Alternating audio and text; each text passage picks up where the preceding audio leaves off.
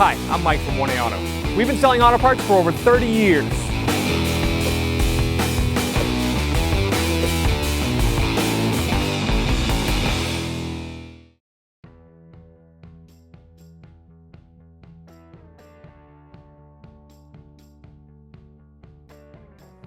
What's up, guys? We're going to be doing an oil change on this 2009 Honda CR-V.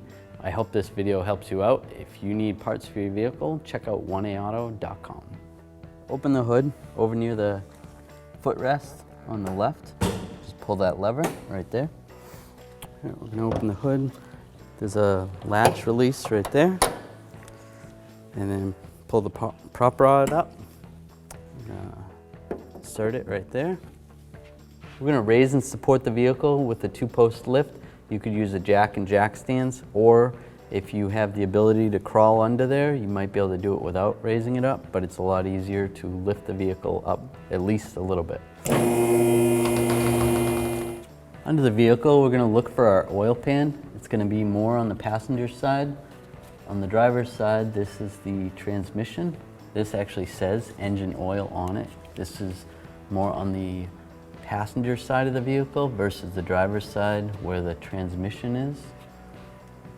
And the drain plug is right here at the base of the oil pan. We're going to be using a 17mm wrench to take the drain plug out. Just loosen it up. And then we want to make sure to stick a drain bucket underneath.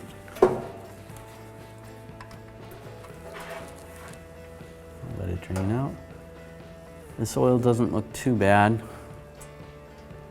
It still get a little bit of color to it, but it's not black, which is good. When it's pretty much done draining, then you can put the drain plug back in. There is a seal that goes on this drain plug. It's a good idea to replace this at this time. We don't happen to have one on hand, so we're going to reuse ours. Get that started. We use our 17mm wrench and just snug it up. Don't over tighten it. So we just snugged up ours with our wrench, but if you wanted to torque it, the torque spec is 29 foot-pounds. We're going to take our oil filter off. There's many different types of wrenches or strap wrenches you can use to get it off. We have a clamp style that works pretty good. It's a universal. You just use that with a ratchet and an extension. Once we get it loose, and generally you can do it by hand. Make sure you still have your drain bucket so you can catch the oil. Pull that off and drain the filter. Before we put the new oil filter on, I'm just going to take a little bit of oil, lubricate the seal of the oil filter. That way it'll go on, it'll seal better. When the next time you go to take it off, it'll actually come off easier. Otherwise, the filters stick on pretty hard and it's very difficult to get the filter off. Before I send the new filter up, I just want to take a look at the old filter and make sure the gasket's there. And you can also take a look at where the filter mounts to the vehicle. Make sure the gasket's not on there. You don't want to double gasket it, or you're going to have oil everywhere when you go to start it. So we're good. We can start tightening the filter on. When we go to tighten it, we're just going to snug it up by hand. Nice and tight. And that's good. We're going to take our rag and just wipe up some of this excess. Here, you can take a little brake parts cleaner and clean it. Now we're going to lower the vehicle. So the oil fill cap is right here, and we'll twist it off. And on some vehicles, it states what kind of oil it takes. This vehicle takes 5W20. You can check your owner's manual. It should say what kind of oil your vehicle takes. And then we'll put a funnel. Get that. We'll start filling our oil. This vehicle takes about 4.5 quarts of oil. So I have 5 quarts here, so I'll fill it just a little bit less than what I have here. So I put about 4.5 quarts in. I'll pull the funnel out, grab a rag. I'm just gonna wipe this area. And I'll reinsert my cap.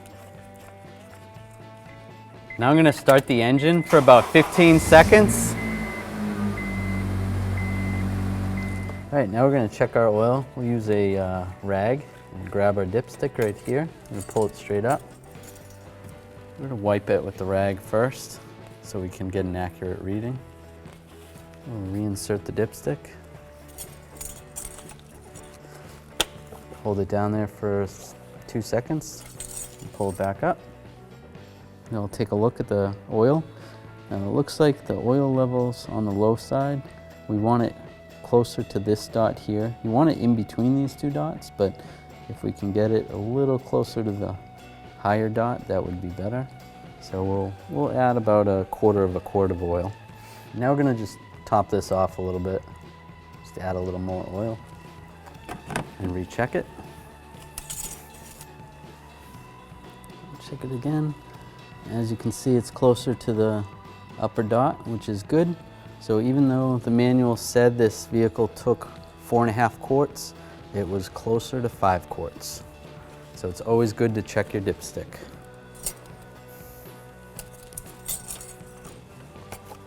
Take our funnel away and reinsert our oil cap. Screw it down, just not too snug. Remove the prop rod, pull it out, put it back in its location, push it down, close the hood.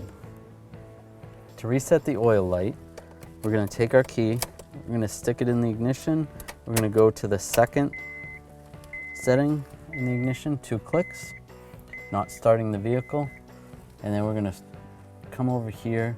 There's a little button that you can push to scroll through menus on the gauge, and we want to get to where it says oil life. Right, ours is at 90%, but we're going to reset it anyway.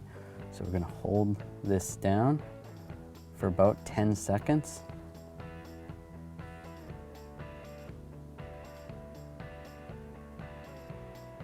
And that'll bring you to this menu. And what we're going to do is that same button, we're going to twist it. Right now the cancel button is flashing. We'll twist it to the right. It's going to bring us to the temperature. And then twist it one more time. It will bring us to oil light. And we'll push the button once. And that'll bring us to this setting.